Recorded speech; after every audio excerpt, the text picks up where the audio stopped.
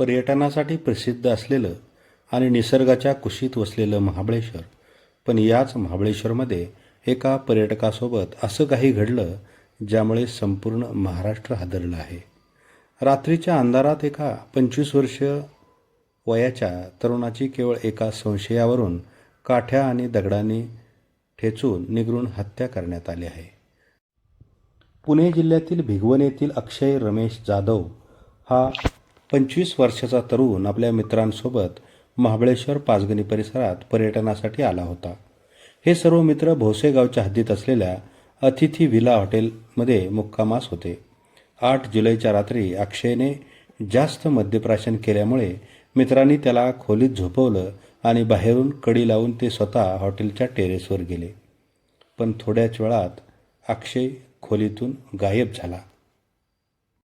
अक्षय कुठे गेला याचा शोध घेत जेव्हा मित्र खाली आले तेव्हा हॉटेलपासून काही अंतरावर त्यांना लोकांची गर्दी आणि बॅटरीचा उजेड दिसला. मित्र धावतच त्या दिशेने गेले आणि समोरचं दृश्य पाहून त्यांच्या पायाखालची जमीनच सरकली. स्थानिक काही तरुण अक्षयला लाकडी काठ्या आणि दगडांनी अमानुषपणे बेदम मारहाण करत होते.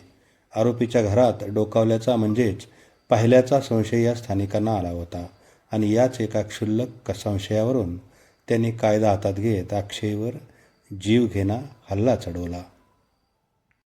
गंभीर जखमी झालेल्या अक्षयला मित्रांनी व भोसेतील ग्रामस्थांनी तातडीने पाचगणी आणि नंतर वाई येथील सरकारी रुग्णालयात नेलं. मात्र प्रकृती अतिशय चिंताजनक असल्यामुळे त्याला बारामती येथील रुग्णालयात हलवण्यात आलं. पण दुर्दैवाने तिथे डॉक्टरांनी त्याला मयत घोषित केलं. या घटनेची माहिती मिळताच वाई विभागाचे उपविभागीय पोलीस अधिकारी आणि पाचगणी पोलीस ठाण्याचे सहाय्यक पोलीस निरीक्षक दिलीप पवार यांनी तत्काळ चक्र फिरवली. पोलिसांनी तातडीने पावले उचलत सूर्यकांत गोळे, अविनाश भोसले, राहुल राजपुरे आणि अमोल वाडकर या 4ही आरोपींना ताब्यात घेतला असून त्यांच्यावर खुनाचा गुन्हा दाखल केला आहे.